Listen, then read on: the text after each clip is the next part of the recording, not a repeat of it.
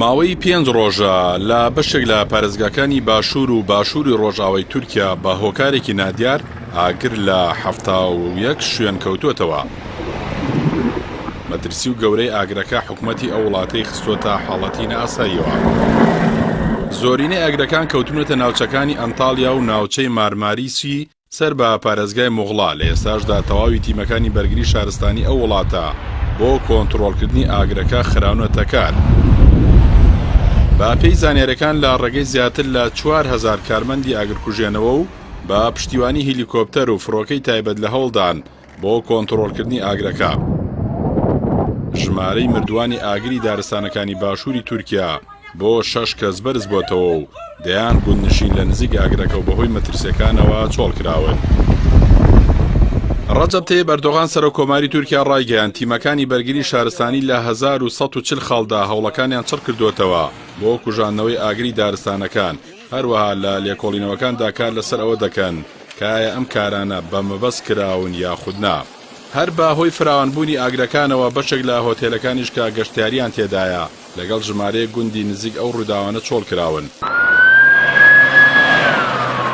تیمەکانی ئەمبوڵانسی فریاکەوتن ڕایان گەیاندووە لە ئەنجامی دووکەڵی هەڵمژرا و دروستبوونی حاڵەتی تەنگەنەفەسی 183 کەس گواسراونەتەوە بۆ نەخۆشخانەکانی ناوچەکە کە 3 لەو کەسانە تووشی سوتاو بوون و لەژێر چاودێری پزیکیدان. لە ئێستاشدا ژمارەی ئەو کەسانی مردوون گەیشتووە تا 6 کەس. وەزیری کشتوکاڵ و دارستانەکانی تورکیا دەڵێت کوژانەوەی ئاگری دارستانەکان لە ڕێگای 3 فڕۆکە و 38 کۆپتەر و 9 کۆپتەری درۆن و 680 ئاوپڕژێنەوە ئەوە جگە لە بەشداریکردنی 4000 پیاوی ئاگرکوژێنەوە. وا بڕیاریشە ئازەربایجانیش فڕۆکەیەکی گەورەی ئاگرکوژێنەوە بۆ بەشداریکردن لە هەوڵەکانی کوژانەوەی ئاگری دارستانەکانی تورکیا ڕەوانە بکات. بە گوێرەی میدیاکانی تورکیا ئاگرەکان لە 71 هەرێمی ئەو وڵاتە کەوتونەتەوە کە دەکەونە کەناراوەکانی دەریای ئیجە و دەریای سپی ناوەڕاست وەک ئەنتالیا، ئادانا، قەیسەری، کۆتاهیە، میرسن، مۆغڵا و عوسمانیە. ئێستاش هۆکاری ئاگرکەوتنەوەکە نازانرێت، بەڵام چالاکانی تورک لە تۆڕە کۆمەڵایەتەکان دەڵێن دەستێک لە پشت ئاگرکەوتنەوەکەوەیە. لەو بارەیەوە ڕۆژنامەی سۆجووی تورکی باسی لەوە کردووە ئەو 5 فڕۆکە بەڕمایەی وەزیری کشتوکاڵی تورکیا باسی دەکات کە بۆ کوژانەوەی ئاگری دارستەکان بەکار دەهێنرێت بۆ ماوەی 153 ڕۆژ لە رووسیا بەکرێ گیراون.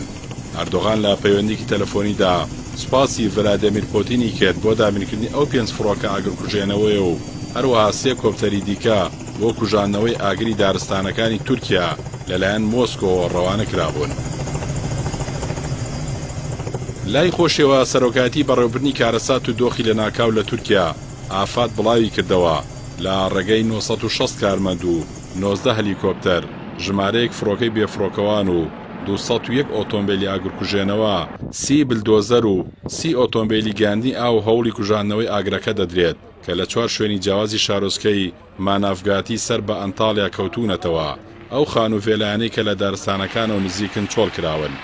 دوا بەدوای کەوتنەوەی ئاگرەکەش هەرێک لە رووسیا و ئۆکرانیا و ئازەربایجان ئامادەی بە دەمەوچوونیان بۆ تورکیا دەربڕی و ڕەجەب تەیب ئەردۆغان سەرۆکۆماری تورکیاش ڕایگەیان لە دوای گەیشتنی فڕۆکەکە دەگەڕێنەوە بۆ دۆخی پێشووتر. دوا بەدوای کەوتنەوەی ئاگرەکەش هەرێک لە رووسیا، ئۆکرانیا و ئازەربایجان ئامادەی بە دەمەوچوونیان بۆ تورکیا دەربڕی و ڕەجەب تەیب ئەردۆغان سەرۆکۆماری تورکیاش ڕایگەیان لە دوای گەیشتنی فڕۆکەکان دەگەڕێنەوە بۆ دۆخی پێشووتر. بەوتەی چاودێران و شارەزانی بواری کەژناسی خێرایی بای بەهێز و بەردەوام بە هۆکاری بەردەوامی ئاگرەکەدا دەنرێت. هەروەها بەرزبوونەوەی پلەکانی گەرما لە وەرزی هاویندا هۆکاری سەرەکی کەوتنەوەی زۆرینەی ئاگرەکانی وڵاتی تورکیا.